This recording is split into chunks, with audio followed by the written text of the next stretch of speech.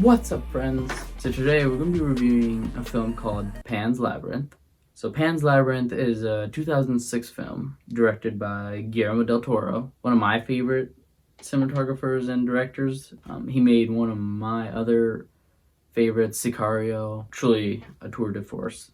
And it's a movie that's currently on Netflix. You know, it may be gone in a bit, but currently it's on Netflix. And this film is an hour and 59 minutes long. So it's a bit of a time commitment, 2 hours. But in my opinion, it's highly worth it. And it stars Ivana Banquero. And I may have said her name wrong, but she plays Ophelia, who is the main character and this little girl in the film. In addition to Sergi Lopez, who plays the role of Vidal. He's the father of Ophelia, and he's kind of like the leader of this battalion, I would say. And then Doug Jones plays the character of Pan, who is an imaginary character, which I'll explain more, especially at the end, where I'll be talking about what you learn from this film, but he plays a very unique role. All the characters, every character in this film acts really well, does a great job of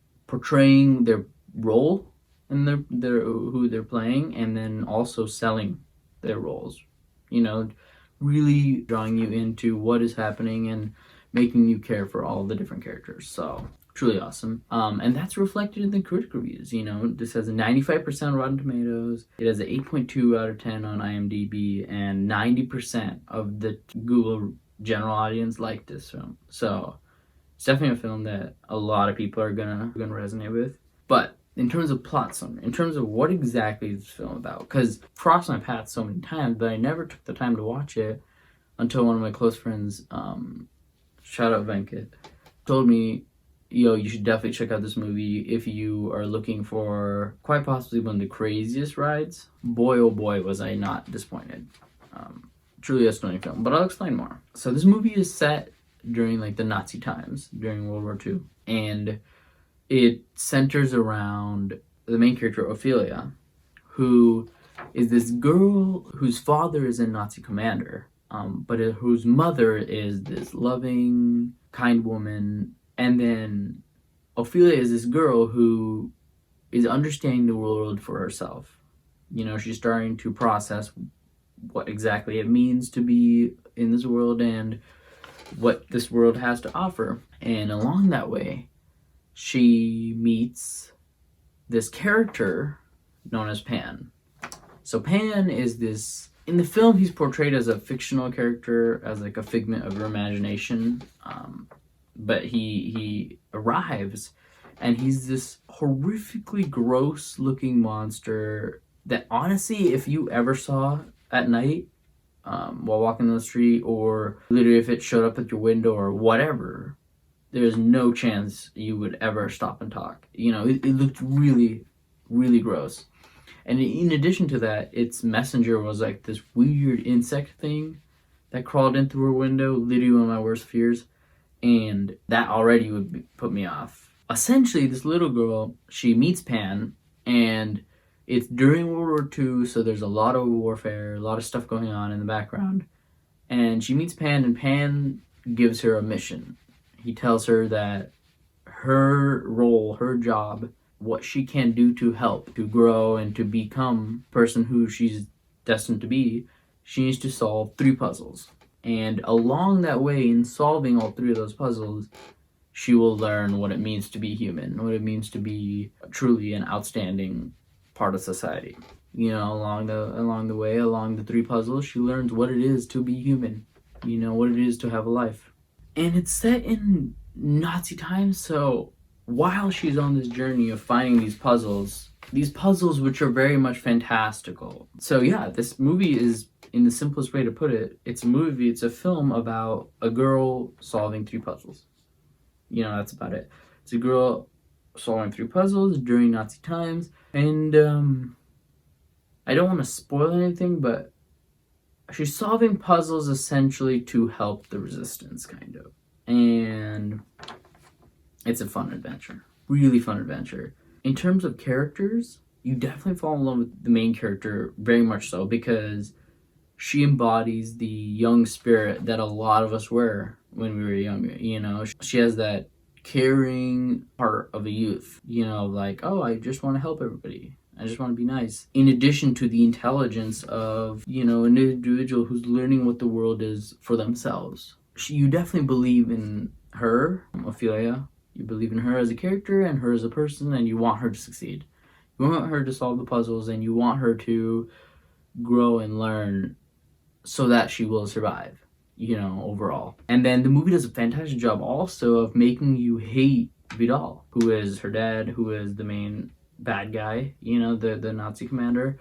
It does a great job of making you hate him just because the way he treats people, everybody around him, really speaks volumes as to who he is as a person, which further cements in your mind that this guy is literally a piece of garbage. He's the worst of the worst. And that further keeps you engaged. That further makes you want to continue to watch the film. So with that, in that respect, Guillermo del Toro does a fantastic job. If you just watch the film, you know, and don't think too much about it, but just watch what's happening and take everything you see for what it is, you'll learn quite a lot through this film. The film is in Spanish, so if you don't speak Spanish, you'll need to use subtitles. So in that respect, this isn't a film that you can watch really while working on something else, just because you can't read the subtitles while working on something else, honestly. And it is fast-paced and engaging enough to where you wouldn't want to work on something else while trying to keep up with the story, keep up with the characters, keep up with what's going on. So I would recommend setting apart the 2 hours and really just dedicating it to engaging with this movie and really understanding what it is that Guillermo del Toro is trying to tell us. You know, it's funny, like on Google and people have referenced this movie as a horror movie, especially with the name Pan's Labyrinth. You know, I thought it had something to do with the whole mythological Greek thing where there's like the centaur stuck in the labyrinth, you know.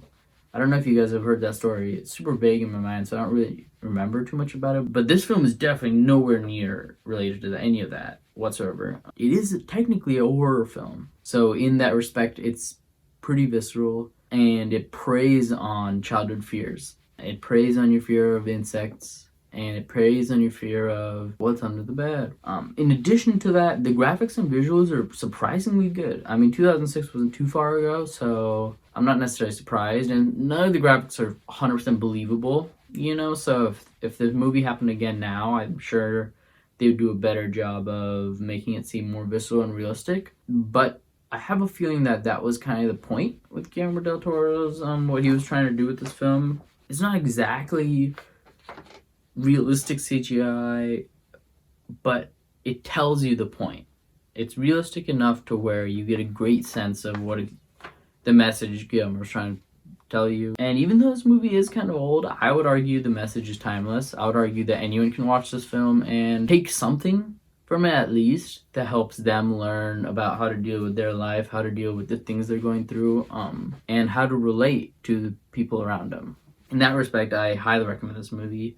I would say the people who are most likely to enjoy this movie are people who are fans of like really intricate, powerful plot lines, really well done horror movies that have extra messages, you know, that aren't created solely to entertain, or horror movies that aren't created to just scare the living shit out of you. No, this movie is created to teach you something, to show you something, in addition to scare you a bit. So if you like films like that, this is definitely the film to check out.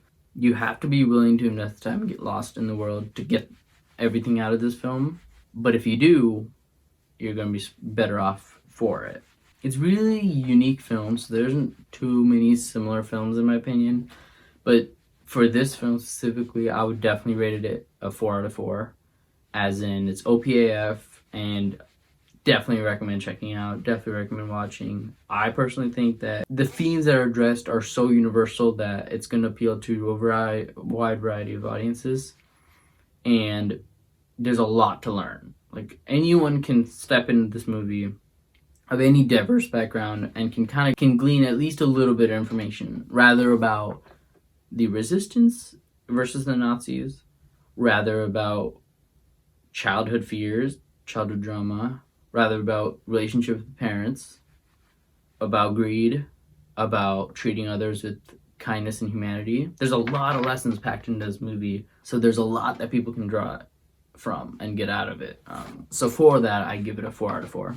So at this point, if you are interested in watching this movie and don't want any spoilers, don't want to know anything further about this film, I recommend clicking off now. But if not, time for the parents review.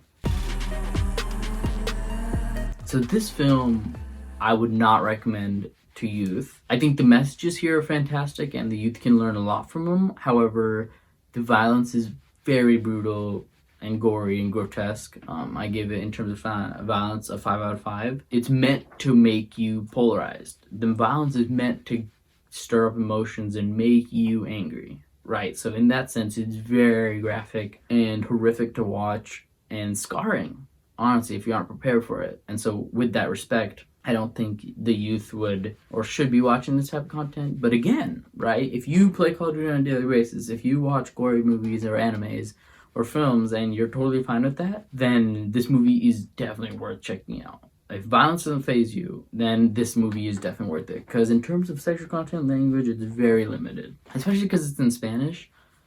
In terms of language, it's almost minimal. But in terms of sexual content, I give this movie a 1 out of 5. It's very limited, almost none at all, I would say. The fairies in this film, there are fairies that are like the Pan's like helpers, and they are nude, but it's not graphic at all, and it's not sexual at all, so it really doesn't impact the story or anything. And then in terms of language, I would give this film 3 out of 5, just because there isn't strong language, and since it's in Spanish, none of the language is too scarring or graphic, but there are F words relatively often. Other than that, it's pretty limited. So that concludes the parents review. All in all, I would not recommend for youth, but if violence doesn't faze you, then go ahead. So now, moving on to what I learned from this film. And now this is where I think there's a lot to talk about, just because there is a lot to learn from this film. But one of the first things I learned for sure was how horrific it really was for the resistance. You know, they, just to survive, just to live their lives, had to be in constant state of fear, constant state of panic, had to always be very careful about their actions, where they are, what they're doing. It's insane to me how crazy of a situation they were in. And also more insane, though, is how determined and the strength they had to not only survive, but to gather the strength to fight back and be powerful against such horrific odds is awesome and truly inspiring. So that's one of the biggest things I learned, is the power of the resistance back then in World War II, and the power of family, to be honest. And the other thing was the universal message about treat others based off of their actions and their character, you know, not what they look like. And this film does such a good job of outlining that. Such a great job. And if you've watched it, you can follow along with what I'm saying.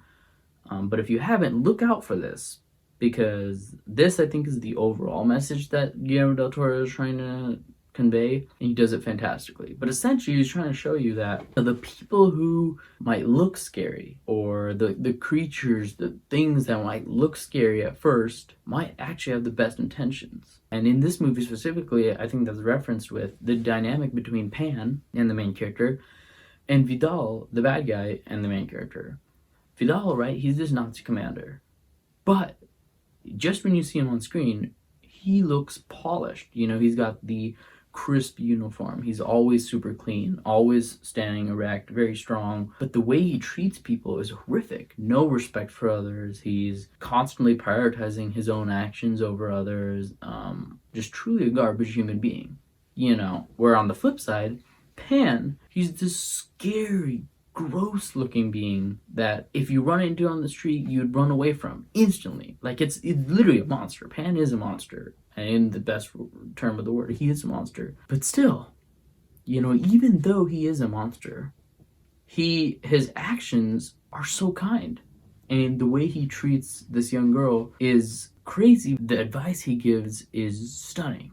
You know, and it's advice that she actually uses that actually helps her in her situation. For example, he offers her, there's this one scene and situation where her mom is going through a difficult time with the pregnancy, and Pan offers her this gross looking root, and he says the weirdest stuff. Oh yeah, you gotta put this root in milk, and you gotta drop blood into it and put it under her bed, and trust me, it'll help her.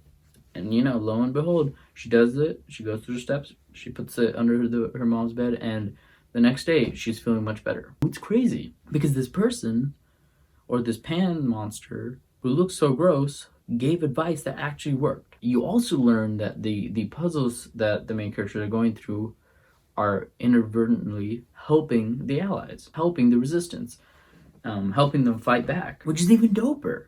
Pan, this horrific creature who you think is only out to hurt people and to do bad, is actually helping the good guys. So that was one of the craziest things I learned from this film, and I think a lot of people, especially in this day and age, can learn that. Is like, don't judge people based off of what they look like. I found men heavily tattooed to be the nicest people, and then super prim looking, like really well put together people tend to be the most deceptive. So it's like, don't judge people by what they look like. Judge them by their character and the actions they take and how they treat others, because that's the best way to see for yourself, who a person really is and if they are deserving of your trust. But anyways, that's what I learned from this film. That's some of the main takeaways it got. Again, like I mentioned before, I rated this a 4 out of 4. So I highly recommend you checking it out, especially if violence doesn't faze you. I think this is a movie that a lot of us can learn a lot from. So, and if you liked any of the content I talked about, or if you found anything I said resonated with you, smash that like button and subscribe. And let me know in the comments below if you do watch Pan's Labyrinth, what you learned from it, and if you liked it. I'm curious to know. But beyond that, stay positive. Love you all, and I'll catch you all later.